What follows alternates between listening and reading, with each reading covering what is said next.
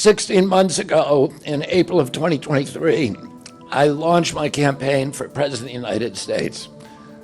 I began this journey as a Democrat, the party of my father, my uncle, the party which I pledged my own allegiance to long before I was old enough to vote. I attended my first Democratic convention at the age of 6 in 1960. And back then, the Democrats were the champions of the Constitution, of civil rights.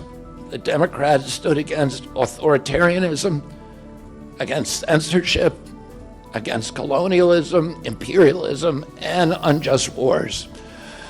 We were the party of labor, of the working class. The Democrats were the party of government transparency and the champion of the environment. Our party was the bulwark against big money interests and corporate power.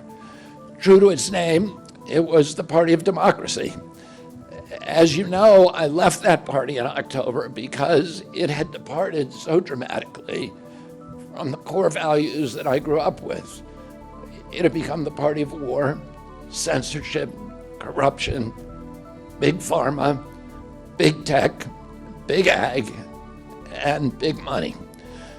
When it abandoned democracy by canceling the primary to conceal the cognitive decline of the sitting president, I left the party to run as an independent. The mainstream of American politics and journalism derided my decision. Conventional wisdom said that it would be impossible even to get on the ballot as an independent because each state poses an insurmountable tangle of arbitrary rules for collecting signatures. I would need over 1 million signatures, something no presidential candidate in history had ever achieved. And then I'd need a team of attorneys and millions of dollars to handle all the legal challenges from the DNC. The naysayers told us that we were climbing a glass version of Mount Impossible. So the first thing I want to tell you is that we proved them wrong. We did it because beneath the radar of mainstream media organs, we inspired a massive independent political movement. More than 100,000 volunteers sprang into action, hopeful that they could reverse our nation's decline. Many worked 10-hour days, sometimes in blizzards and blazing heat.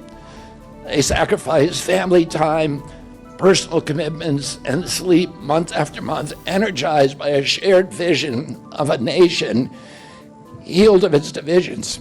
They set up tables at churches and farmers' markets. They canvassed door to door. In Utah and in New Hampshire, volunteers collected signatures in snowstorms, convincing each supporter to stop in the frigid cold, to take off their gloves, and to sign legibly. During a heat wave in Nevada, I met a tall, athletic volunteer who cheerfully told me that he had lost 25 pounds collecting signatures in 117-degree heat.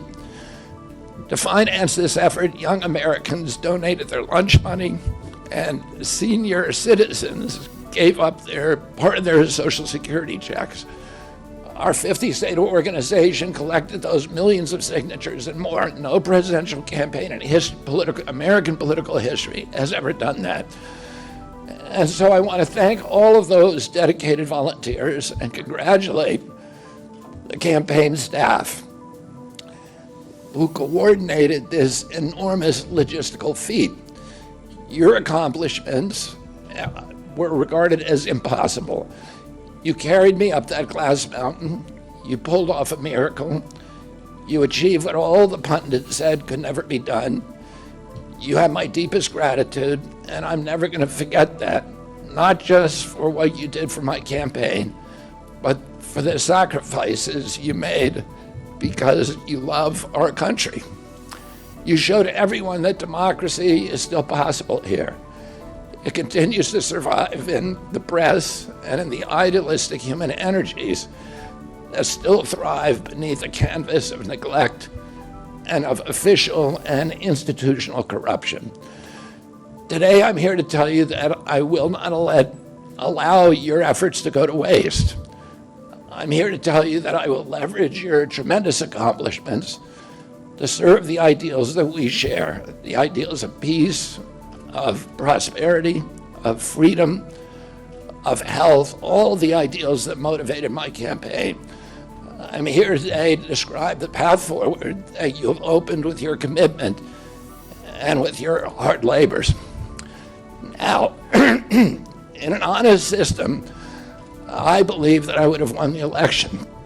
In a system the kind that my father and my uncles thrived in, a system with open debates, with fair primaries, with regularly scheduled debates, with fair primaries, and with a truly independent media untainted by government propaganda and censorship. In a system of nonpartisan courts and election boards, everything would be different. After all, the polls consistently showed me beating each of the other candidates, both in favorability and also in head-to-head matchups. But I'm sorry to say that while democracy may still be alive at the grassroots, it has become little more than a slogan for our political institutions, for our media, and for our government, and most sadly at all for me, for the Democratic Party. In the name of saving democracy, the Democratic Party set itself to dismantling it, lacking confidence in its candidate, that its candidate could win in a fair election at the voting booth. The DNC waged continual legal warfare against both President Trump and myself. Each time that our volunteers turned in those towering boxes of signatures needed to get on the ballot, the DNC dragged us into court, state after state, attempting to erase their work and to subvert the will of the voters who had signed those petitions. It deployed DNC-aligned judges to throw me and other candidates off the ballot and to throw President Trump in jail. It ran a sham primary that was rigged to prevent any serious challenge to President Biden. Then, when a predictably bungled debate performance precipitated the palace coup against President Biden, the same shadowy DNC operatives appointed his successor, also without an election. They installed a candidate who was so unpopular with voters that she dropped out in 2020 without winning a single delegate. My uncle and my father both relished debate. They prided themselves on their capacity to go toe-to-toe with any opponent in the battle over ideas. They would be astonished to learn of a Democratic Party presidential nominee who, like Vice President Harris, has not appeared in a single interview or an unscripted encounter with voters for 35 days. This is profoundly undemocratic. How are people to choose when they don't know whom they are choosing? And how can this look to the rest of the world? My father and my uncle were always conscious of America's image abroad because of our nation's role as the template for democracy, the role model for democratic processes, and the leader of the free world. Instead of showing us her substance and character, the DNC and its media organs engineered a surge of popularity for Vice President Harris based upon, well, nothing. No policies, no interviews, no debates, only smoke and mirrors and balloons in a highly produced Chicago circus. There in Chicago, a string of Democratic speakers mentioned Donald Trump 147 times just on the first day. Oh, who needs a policy when you have Trump to hate? In contrast, at the RNC convention, President Biden was mentioned only twice in 4 days. I do interviews every day. Many of you have interviewed me. Anybody who asks gets to interview me. Some days I do as many as 10. President Trump, who actually was nominated and won an election, also does interviews daily. How did the Democratic Party choose a candidate that has never done an interview or debate during the entire election cycle? We know the answers. They did it by weaponizing the government agencies. They did it by abandoning democracy. They did it by suing the opposition and by disenfranchising American voters. What most alarms me isn't how the Democratic Party conducts its internal affairs or runs its candidates. What alarms me is the resort to censorship and media control and the weaponization of the federal agencies. When a U.S. president colludes with or outright coerces media companies to censor political speech, it's an attack on our most sacred right of free expression, and that's the very right upon which all of our other constitutional rights rest. President Biden mocked Vladimir Putin's 88% landslide in the Russian elections, observing that Putin and his party controlled the Russian press, and that Putin prevented serious opponents from appearing on the ballot. But here in America, the DNC also prevented opponents from appearing on the ballot. And our television networks expose themselves as Democratic Party organs. Over the course of more than a year, in a campaign where my poll numbers reached at times in the high 20s, the DNC-aligned mainstream media networks maintain a near perfect embargo on interviews with me. During his 10-month presidential campaign in 1992, Ross Perot gave 34 interviews on mainstream networks. In contrast, during the 16 months since I declared, ABC, NBC, CBS, MSNBC, and CNN combined gave only 2 live interviews from me. Those networks instead ran a continuous deluge of hit pieces with inaccurate, often vile, pejoratives and defamatory smears. Some of those same networks and colluded with the DNC to keep me off the debate stage. Representatives of those networks are in this room right now, and I'll just take a moment to ask you to consider the many ways that your institutions have abdicated this really sacred responsibility, the duty of a free press to safeguard democracy and to challenge always the party in power. Instead of maintaining that posture of fierce skepticism toward authority, your institutions have made themselves government mouthpieces and stenographers for the organs of power.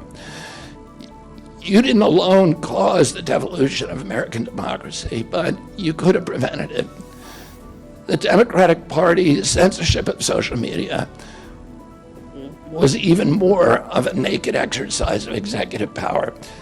This week, a federal judge, Terry Doty, upheld my injunction against President Biden, calling the White House's censorship project, quote, the most egregious violation of the First Amendment in the history of the United States of America. Doty's previous 155-page decision details how just 37 hours after he took the oath of office, swearing to uphold the Constitution, President Biden and his White House opened up a portal and then invited the CIA, the FBI, CISA, which is a censorship agency, it's the center of the censorship industrial complex, DHS, the IRS, and other agencies to censor me and other political dissidents on social media.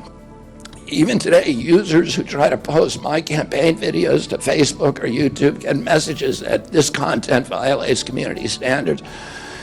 2 days after Judge Doty rendered his decision this week, Facebook was still attaching warning labels to an online petition calling on ABC to include me in the upcoming debate.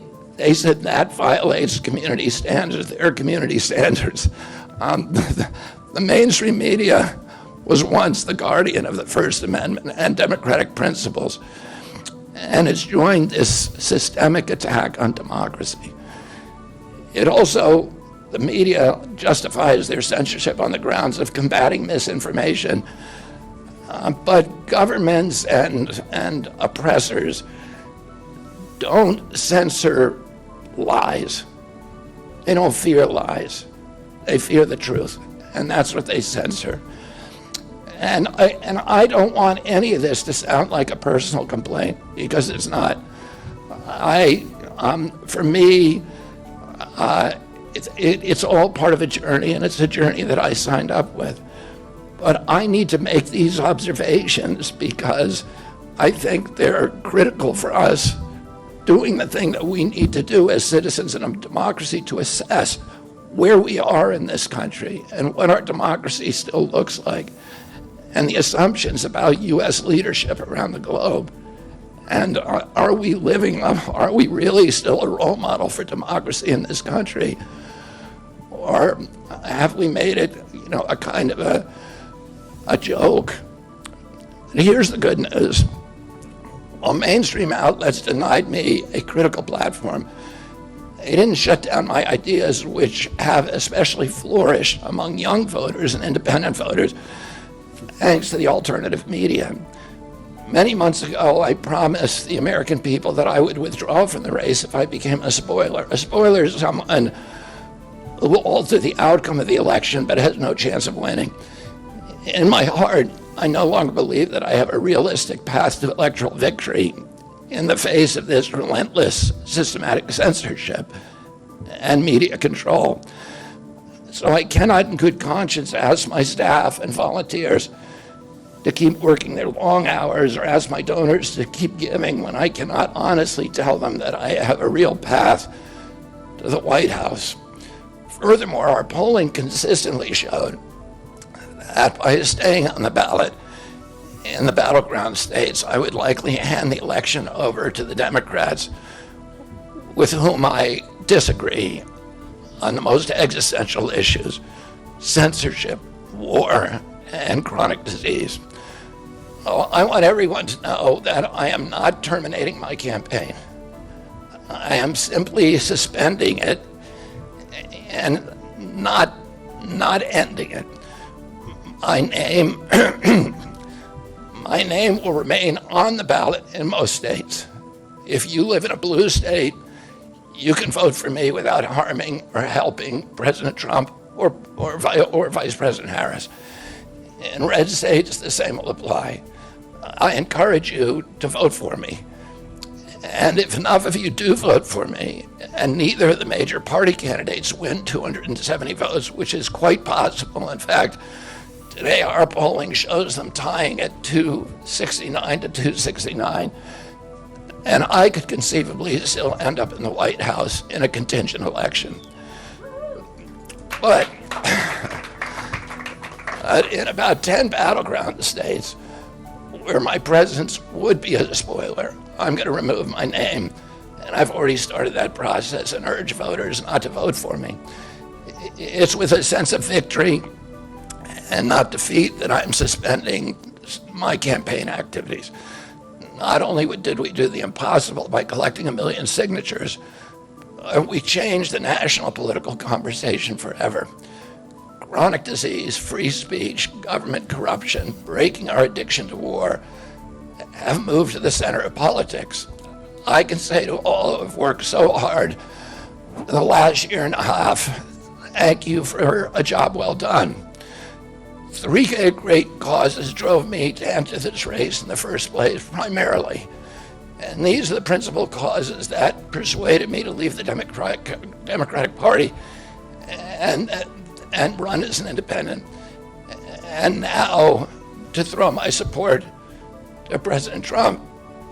The causes were free speech, a war in Ukraine, and the war on our children. I've already described some of my personal experiences and struggles with the government's censorship industrial complex.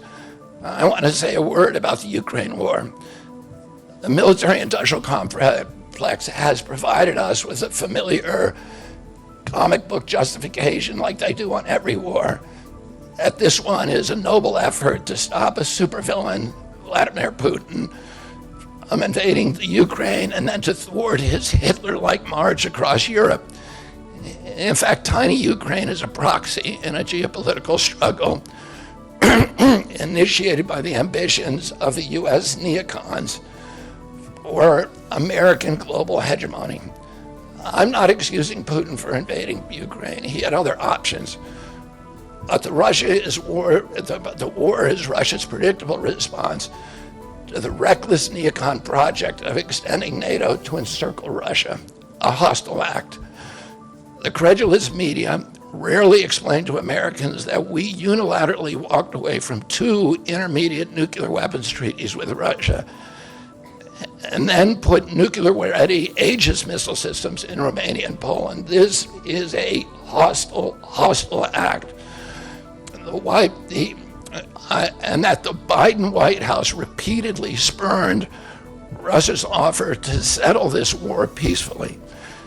The Ukraine war began in 2014 when U.S. agencies overthrew the democratically elected government of Ukraine and installed a hand-picked pro-Western government that launched a deadly civil war against ethnic Russians in Ukraine. In 2019, America walked away from a peace treaty, the Minsk Agreement, that had been negotiated between Russia and Ukraine by European nations. And then in April of 2022, we wanted the war. In April of 2022, President Biden sent Boris Johnson to Ukraine to force President Zelensky to tear up a peace agreement that he and the Russians had already signed, and the Russians were withdrawing troops from Kiev and Donbass and Lugansk.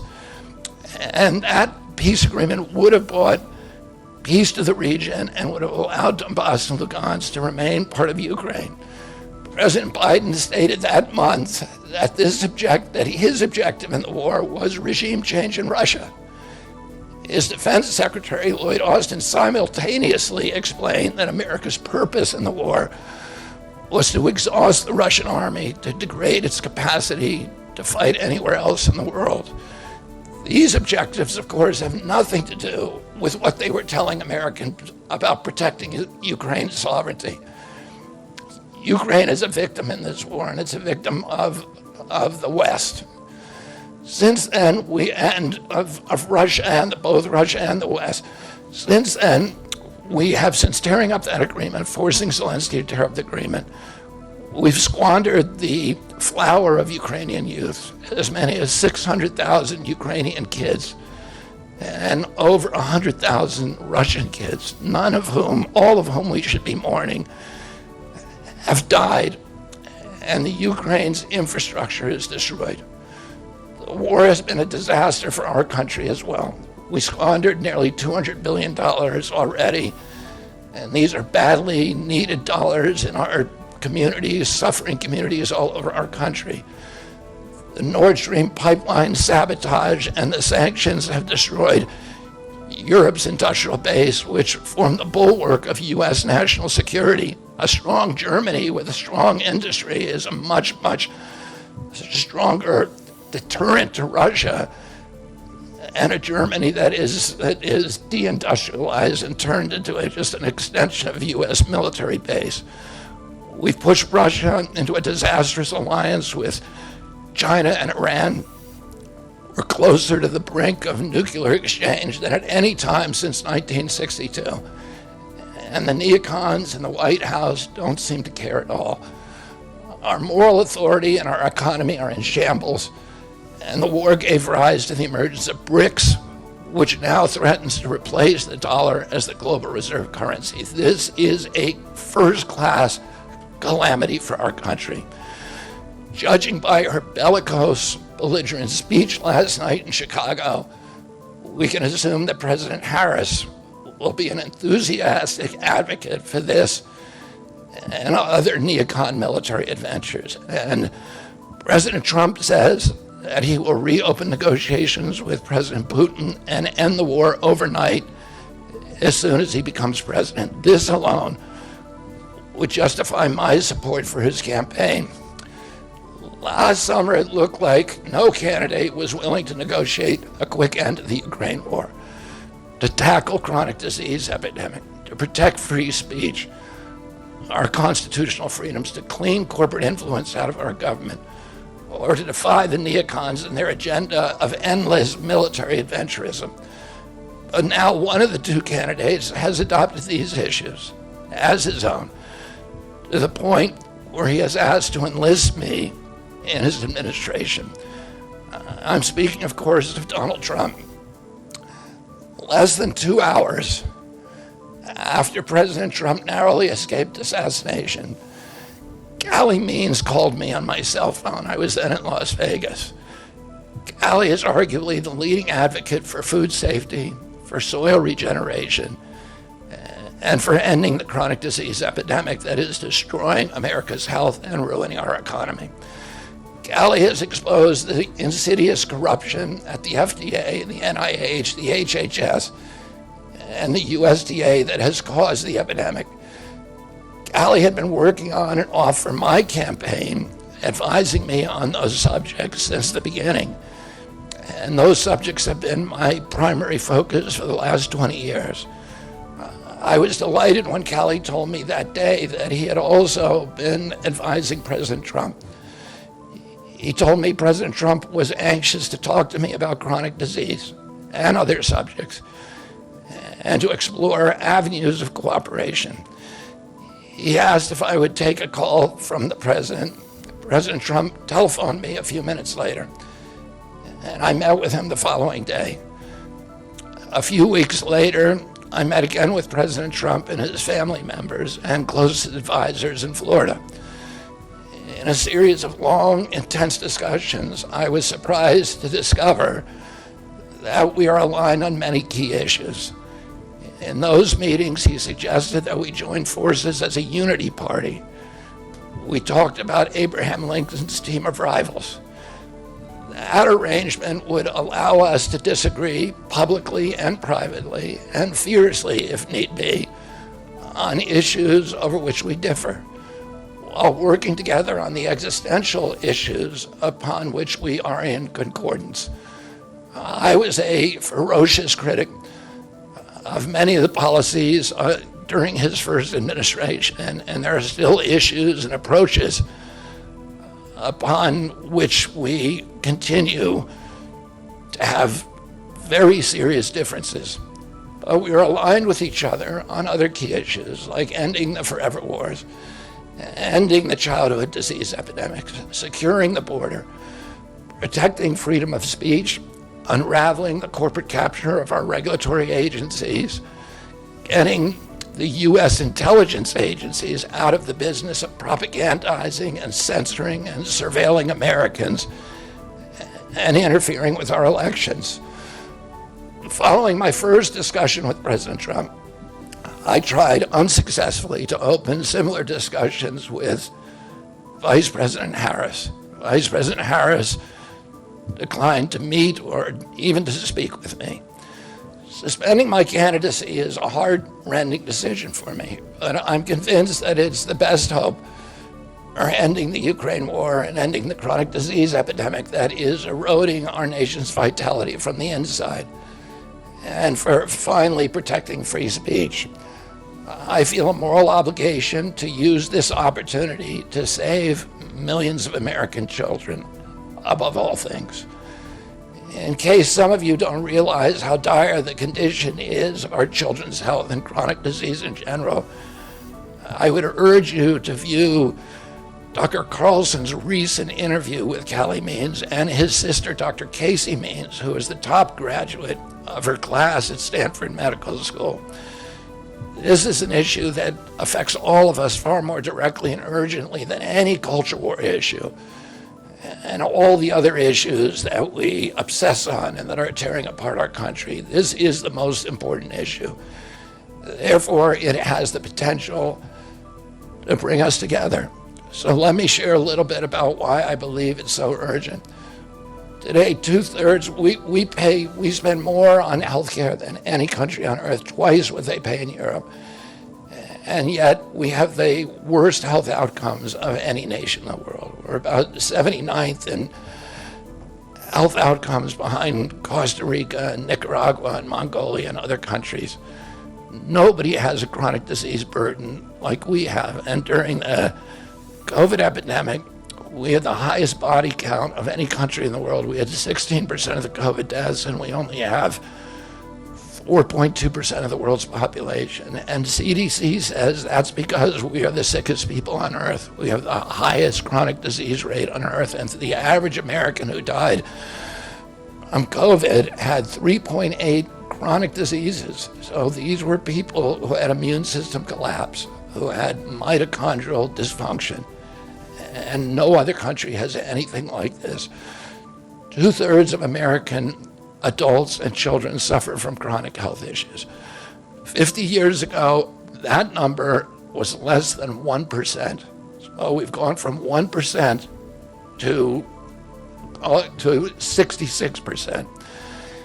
In America, 74% of Americans are now overweight or obese, and 50% of our children. 120 years ago, when somebody was obese, they were sent to the circus. There were case reports done about them. Obesity was almost unknown.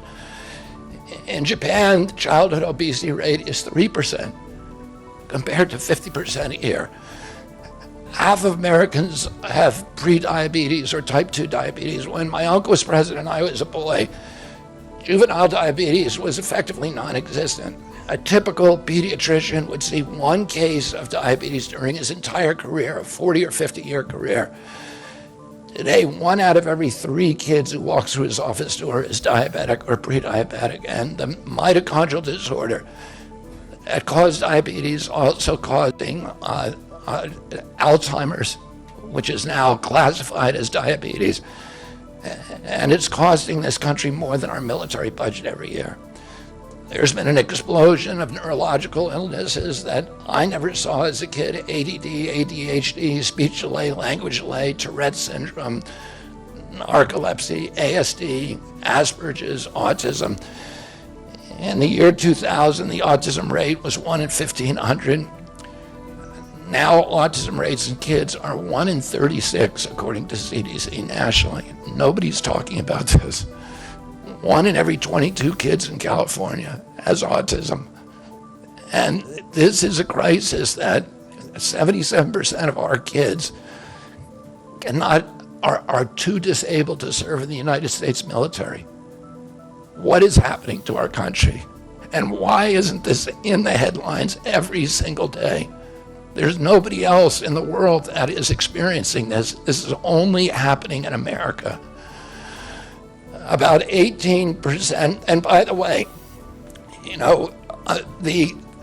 there has been no change in diagnosis, which the industry sometimes like to say. There has been no change in screening.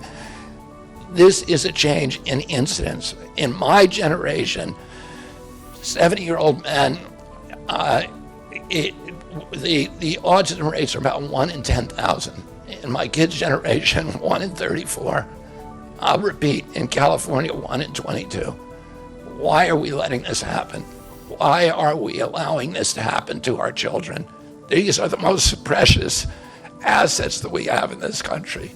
How can we let this happen to them?